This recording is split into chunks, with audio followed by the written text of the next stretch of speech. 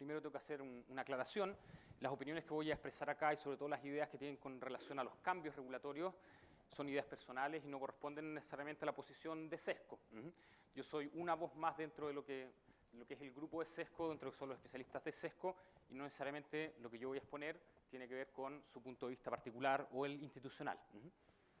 La agenda de la presentación tiene 5 puntos. Voy a partir con algunos datos para motivar la discusión. Después voy a presentar un resumen particular de elementos que nos permiten pensar de que tenemos algunos espacios de mejora en nuestro sistema regulatorio de derechos mineros. Voy a hablar sobre esas oportunidades de mejora y voy a presentar algunas ideas generales sobre cuáles podrían ser los caminos para poder hacer cambios en esa situación actual. Finalmente voy a terminar con algunos comentarios particulares. Partiendo con algunos datos, para motivar la discusión, lo que vemos en el gráfico de abajo es la participación de Chile en los presupuestos de exploración a nivel mundial entre los años 2000 hasta el 2015. Y lo que vemos ahí es que tuvimos una baja bastante importante a mediados de la década pasada, llegando a participaciones en torno al 3%, pero en los últimos años eso se ha recuperado bastante bien. Durante el 2018 se estima que alrededor del 8% de los gastos mundiales de exploración van a estar dedicados en este país. Por lo tanto, se ve que la industria de exploración en el país ha tenido un resurgimiento debido principalmente la baja en la década pasada al ciclo de exploración y desarrollo de proyectos. Y por lo tanto, lo que vemos en el gráfico de arriba es que Chile ha mantenido en los últimos 5 o 6 años una participación en torno al 7 a 8% de los gastos totales, solamente detrás de Canadá, Australia y muy cercano con Estados Unidos. Lo que nos habla de que tenemos un sector bastante vigoroso y que está bien posicionado a nivel mundial. Si vemos desde el punto de vista de la producción minera, tenemos que Chile representa alrededor del 30% de las reservas de cobre a nivel mundial, es nuestro principal producto por lejos, y vemos abajo un poco el desarrollo de la industria desde la década de los 70 hasta en los últimos años. Vemos que Chile pasó de partir en el año 1970 a una participación alrededor del 10% de la producción mundial de cobre de mina, hoy día llegando a valores en torno al 30%. Por lo tanto, lo que nos habla esto nos dice que el modelo de desarrollo minero en Chile ha funcionado súper bien. Y por lo tanto, uno podría estar súper tranquilo y decir, la verdad es que no necesitamos hacer muchas cosas más, lo hemos hecho muy bien y podemos seguir así. Sin embargo, si vemos un poco más en detalle los datos y los desagregamos, vamos a ver que tenemos quizás espacios para mejorar. Acá tenemos los gastos a nivel mundial y en Chile de exploración. El primero, los gráficos de arriba, por etapas de exploración. Y lo que vemos es que Chile se comporta como el global mundial. Tenemos alrededor de 1/3 de los gastos en etapas tempranas, grassroots, 1/3 más o menos en etapas avanzadas o de factibilidad, y finalmente 1/3, un poco más, un poco menos, en lo que tiene que ver con desarrollo brownfield, de exploración brownfield en torno a las operaciones. En el mundo ocurre más o menos lo mismo. Por objetivo de exploración, lo que vemos ahí es justamente el gran foco que tiene Chile, que es la exploración por cobre, y quizás lo que uno ve a nivel mundial es que el oro tiene una participación mucho mayor. Dadas las condiciones geológicas del país, lo que uno podría esperar, y quizás ahí tenemos algo que hacer, es que Chile podría tener espacio de crecer un poco más en oro. Y eso se debe a que tenemos una geología que permite encontrar depósitos de oro, y por lo tanto creo que estaríamos un poco subrepresentados en ese negocio. Finalmente, y quizás lo más interesante de ver, tiene que ver con el tipo de compañía que está haciendo exploración en el país. Vemos que a nivel mundial las compañías junior intermedias representan alrededor del 40 a 50% del total de exploración.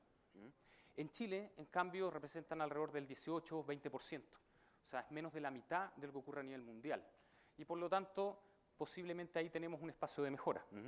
En Chile, las compañías major representan alrededor del 80%, o sea, hacen gran parte de la exploración en el país. Y eso no es lo que ocurre a nivel mundial. Por lo tanto, ahí tenemos un punto de atención. Si comparamos con los principales países competidores o los principales comparables para Chile, vemos que por etapas de exploración, Canadá, Australia funcionan bastante bien, igual que el resto. Por objetivos de exploración, lo que vemos es que el oro se mantiene como el foco principal, con alrededor del 50% de los gastos. Sin embargo, cuando vemos por tipo de compañía, vemos que tanto en Canadá como en Australia, las compañías junior e intermedias representan más del 60% de los gastos de exploración.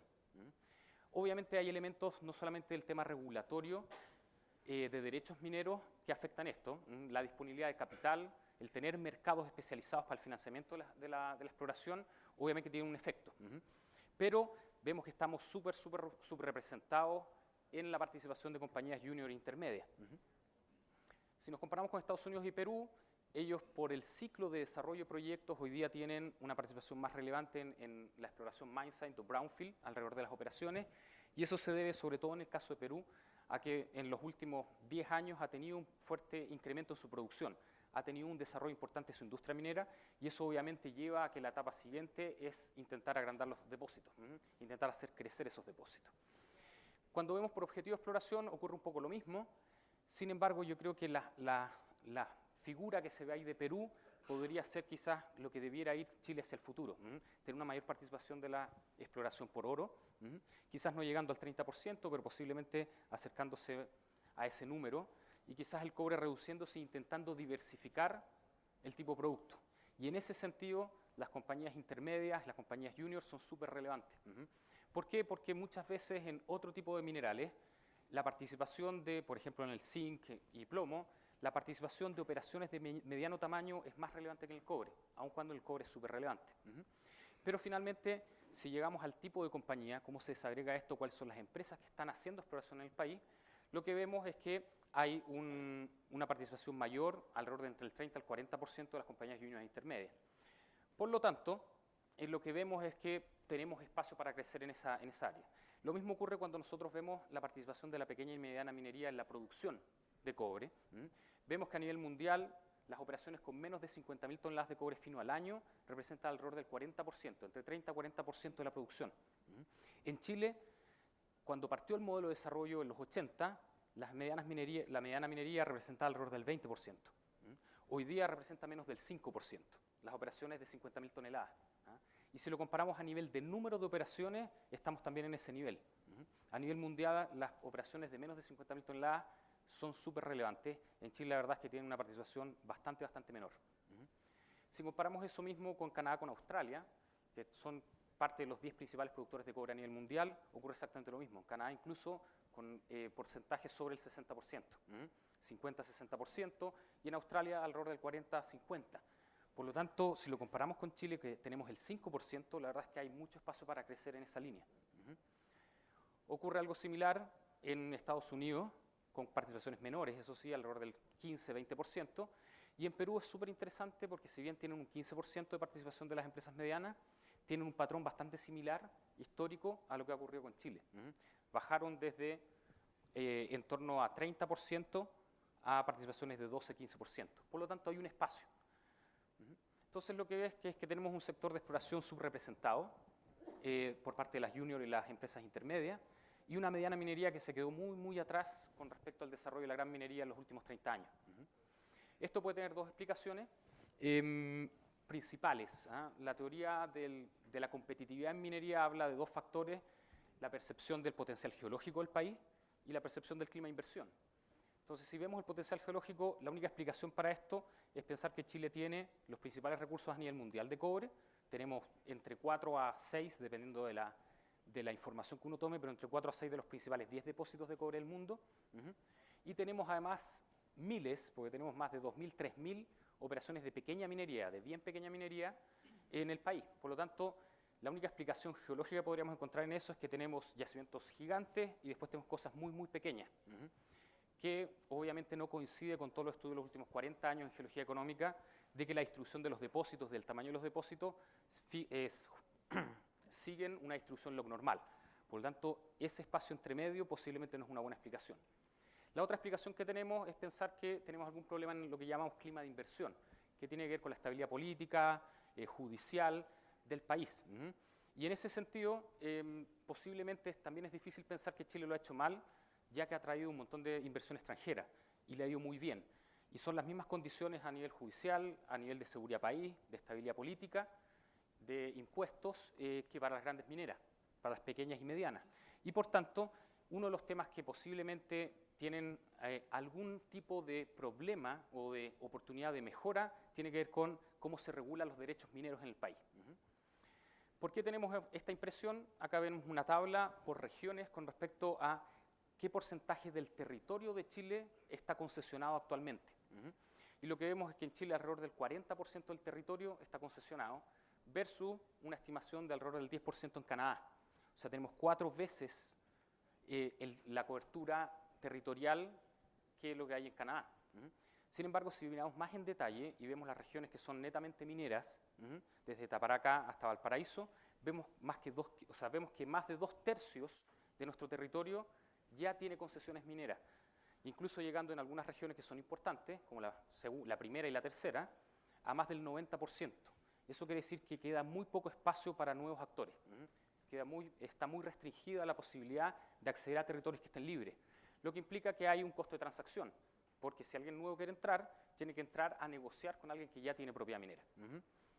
Y segundo, vemos que hay una alta concentración en la propiedad minera. Solamente 10 actores tienen más del 40% o alrededor del 40% de las concesiones del país a nivel de superficie, teniendo incluso compañías que tienen más del 10% en el caso de la exploración y más del 20% en el caso de la explotación. Por lo tanto, hay una alta concentración. Si uno mide esto con el índice de Herfindahl, la concentración es altísima. Esto es un mercado que está muy concentrado, el de la propiedad minera en el país. ¿Por qué ocurre esto y cuáles son las oportunidades de mejora? Bueno, vemos dos oportunidades de mejora importantes. Una tiene que ver con el uso efectivo de los derechos mineros, y eso ocurre, a mi parecer, porque Chile es el único país a nivel mundial que solamente exige el pago de una patente anual para mantener la propiedad minera, el amparo minero. A diferencia de la mayoría de los otros países que además de una patente, lo que pide es algún tipo de requerimiento de trabajo o de inversión. Esto da espacio a la utilización para fines distintos de la actividad minera o de exploración, una subutilización por los agentes que son propiamente mineros y también para el uso de la propiedad especulativo o su no uso. Acá tenemos algunos ejemplos rápidos de eso. Para otros fines, por ejemplo, tenemos una foto de la región metropolitana y vemos que lo que está remarcado en este celeste claro es básicamente propiedad minera que está pedida para proteger un proyecto hidroeléctrico. ¿Eso por qué ocurre? Es porque el derecho minero en Chile es muy fuerte, tiene mucho peso dentro de la legislación y por lo tanto obliga al dueño superficial a llegar a un acuerdo con el concesionario minero, aun cuando el concesionario no quiera realizar actividad. Entonces, lo que hacen las empresas es que piden derechos mineros, las empresas que no son mineras, para proteger sus inversiones superficiales. Pero eso bloquea potenciales proyectos mineros que estén, o depósitos que estén debajo de esa propiedad, y por lo tanto esos proyectos podrían generar un mayor beneficio social para el país, sin embargo no se pueden desarrollar. Se estima que alrededor entre el 5, 8, hasta 10% de la propiedad minera total del país, que son más de 1 millón, 2 millones de hectáreas, está pedida para estos fines. La subutilización también se da porque como no hay requerimientos de trabajo y el pago de la patente es bastante bajo, el monto de la patente es bajo, lo que ocurre es que generalmente en etapas tempranas de exploración la superficie que uno solicita es bastante grande, las concesiones son muy grandes. Y como no hay un incentivo para dejar esa propiedad, aun cuando el proyecto vaya desarrollándose, incluso llegando a la etapa de producción, las compañías mineras tienden a quedarse con toda la propiedad, ¿ya? Y acá tenemos en la foto, tenemos un ejemplo de eso. Vemos que tenemos en la parte baja tenemos una operación minera y todo lo que está enmarcado dentro de rojo es la propiedad minera de explotación que tiene la compañía. Esa propiedad obviamente no tiene una utilización, gran parte de eso. Y lo que ocurre es que las compañías, cuando descubren un yacimiento grande, su exploración alrededor de esa compañía para hacerla crecer a lo largo de la vida útil va siendo paulatina, de a poco. Y por lo tanto se pierde el beneficio social de explorar esa zona.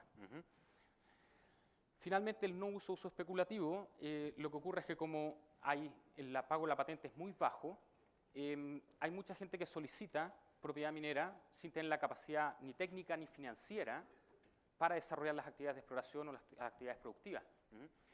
Y como ejemplo ahí tenemos algunos valores remarcados en el gráfico. Hay personas naturales que tienen más de 50.000, 100.000, hasta 200.000 hectáreas solicitadas, que incluso llega a ser 2 a 3 veces la cantidad de hectáreas que tienen compañías grandes como Antofagasta Minerals, como CMP, como BHP Billiton, cuando son personas naturales. Eso ocurre por dos casos, o porque hay personas que están intentando invertir especulativamente en un sector, o es porque son palos blancos, son gente encargada por compañías grandes que no quieren que se sepan que están desarrollando o tomando propiedad minera en un sector y por lo tanto le piden a una persona natural que la pida por ellos. Ya.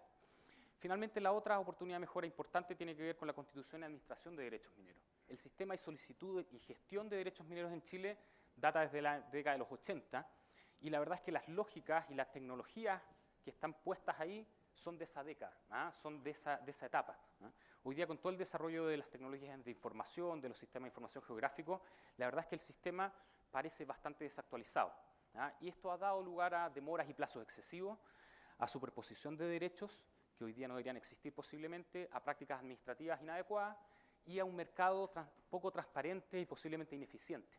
Es difícil llegar al dueño de una concesión minera y poder negociar con él, poder generar transacciones. Entonces, viendo un poco esta figura, lo que pongo acá son algunas ideas de lo que se podría hacer. En el gráfico del lado derecho, para ustedes, lo que se ve, izquierdo, perdón, lo que se ve es el costo de mantener la propiedad minera, el costo anual de mantener una propiedad minera de 100 hectáreas, que es la superficie mínima que se puede solicitar en Chile para actividades de exploración. Y vemos que en Chile cuesta alrededor de $148 versus varios distritos en Canadá, en Perú, en Estados Unidos y en Australia. Y vemos que estamos muy, muy debajo. O sea, el costo hoy día de mantener propiedad minera es súper, súper bajo. Además, eso se agrega a que no hay ningún requerimiento de trabajo o de inversión. Entonces, lo que yo planteo es que posiblemente hay que elevar el monto de la patente minera a los primeros dos años a un rango medio de los que se ven, medio bajo de los que se ven ahí. O sea, algo similar a lo que tiene British Columbia, lo que tiene los Northern Territories en Australia o Saskatchewan. Para los primeros 2 años. Y para los 2 años siguientes, posiblemente al rango más alto. O sea, pensando un valor cercano entre Ontario, lo que tiene Ontario y lo que tienen las tierras federales en Estados Unidos. Sin embargo, obviamente eso hace perder competitividad al país. Entonces, lo que nosotros queremos es incentivar la actividad en los terrenos mineros y, por lo tanto, lo que podríamos proponer es incorporar una rebaja o incentivo a la exploración que haga descontar ese incremento muy grande que estamos haciendo para llevar a la patente más o menos al mismo valor que tiene hoy día. O sea, descontaríamos el 90% de los gastos o la inversión en exploración. Por lo tanto, la patente efectiva terminaría siendo la misma que hoy día para los que desarrollan actividad de exploración. Para los que no desarrollan actividad, obviamente la patente se incrementaría posiblemente por 10. Y eso haría que muchos de los que hoy día mantienen por no uso o por forma especulativa la propiedad tendrían que deshacerse de esa propiedad. Por lo tanto, quedaría más disponibilidad para las nuevas compañías, para los nuevos actores. Y además, otra actividad, los plazos de la exploración en Chile son bastante acotados, son 2 años, renovable por 2 años, y eso obviamente sería interesante poder cambiarlo. Nosotros todos sabemos que un proyecto de exploración se demora 6, 8, 10 años, y por lo tanto, pensando algo similar a lo que tiene Western Australia, posiblemente plazos de 3 o 5 años, prorrogables por otros 3 o 5 años para llegar a una extensión de 8 a 10 años, sería algo bastante razonable de lograr. Eso sí es más complicado porque eso requiere un cambio legislativo mayor. Después, con respecto a la explotación, hacer algo similar, llevar la patente de los primeros 5 años a montos también, rangos medios abajo. Acá tenemos los costos de mantener propiedad de explotación en Chile versus otros países, otros distritos mineros. Y aumentarlo nuevamente a partir del año 5 en adelante a valores mayores. Obviamente incorporando nuevamente una rebaja o incentivo, porque nuestra idea no es poner más costos o que el Estado capture o recolecte más impuestos o patentes a partir de esto. La idea es mantener la competitividad del país, pero sí incentivar al uso de la propiedad minera. Finalmente, hay algunos otros elementos que tienen que ver con restringir la superposición y la solicitud consecutiva de concesiones de exploración en un mismo terreno. Todos saben la bicicleta, el proceso que se hace acá para poder mantener la propiedad de exploración por bastante más allá de los 4 años que establece la legislación, y eso se puede restringir posiblemente en este esquema, no dando derecho a la solicitud consecutiva a rebajas o incentivos. Mantener el régimen especial para la pequeña minería, que tiene hoy día una cavidad máxima de 300 hectáreas, y posiblemente crear un régimen especial para la mediana minería hasta 1000 hectáreas. Esto es relevante porque la minería mediana es relevante para el país, sobre todo para la zona en la tercera, segunda región, y por lo tanto hay que darles espacio para poder subirse a este carro, a estos cambios. Equiparar la patente de sustancias metálicas y no metálicas, y restringir, y eliminar las restricciones a la actividad minera en zonas de arboledos y viñedas. Y esto sería súper importante para poder progresar con las actividades de exploración hacia la zona centro y sur del país. Eso genera una restricción importante. Con respecto a la Constitución de Administración de Derechos Mineros, creo que el cambio más importante, para ir terminando, tiene que ver con hacer todo el proceso en línea. Hoy día puede llegar a demorarse 3, 6, hasta 8 meses una solicitud de exploración, de concesión de exploración, cuando en países como Canadá y Australia, en media hora uno puede establecer propiedad minera a través de Internet y pagando con una tarjeta de crédito. Por lo tanto, la idea es llevar todo el proceso, ojalá que no se demore más allá de un mes, y establecer todo eso. Hay otros procesos ahí que tienen que ver con el cambio de coordenada, el rediseño, proceso de remate, etcétera, pero como me queda poco tiempo voy a pasar rápido a los comentarios finales. El sistema actual fue esencial en el desarrollo minero en Chile, pero creemos que requiere actualizaciones, mejoras. Fue fundamental, pero creemos que es momento ya, pasado 30 años, de poder hacer una actualización. En particular presenta oportunidades de mejora en el uso efectivo y en el proceso administrativo de la solicitud y gestión de derechos mineros. Esta es una discusión compleja, genera incertidumbres y temores, genera bastante rechazo, o por lo menos algunos temores con respecto a los actores que participan en esta discusión. Por lo tanto, debe basarse sobre propuestas concretas y racionales, no posiciones cerradas, en una conversación abierta que incluya a todos los stakeholders, a todos los grupos de interés, y escuchar sin prejuicios la discusión. Se debe mantener la estabilidad y certeza de los derechos, que es una de las grandes fortalezas de Chile, pero tiene que abordar las brechas de oportunidad que hemos visto. Con esto planteado, lo que se podría lograr al mediano plazo es un incremento significativo en el número de empresas y la inversión en exploración. Yo estimo que alrededor por lo menos de 100 a 150 millones de dólares extra con respecto a lo que ocurre hoy día, o sea, un 15 a 20% más. Y en el largo plazo, un mayor número de operaciones mineras de mediana minería, menores a 50.000 toneladas, que podrían aportar entre 500.000, incluso hasta 1 millón de toneladas de cobre fino al año, pensando solamente en cobre, obviamente en otros minerales también. Es un tema prioritario para Sesco, el que ha invitado en los últimos meses a un grupo de expertos transversales a reflexionar sobre el tema, con el desafío de poder hacer una propuesta al país para poder después sociabilizarla dentro de los grupos técnicos y después a la sociedad en general para poder obtener cambios, ojalá, de aquí a unos 3 o 5 años más. Muchas gracias.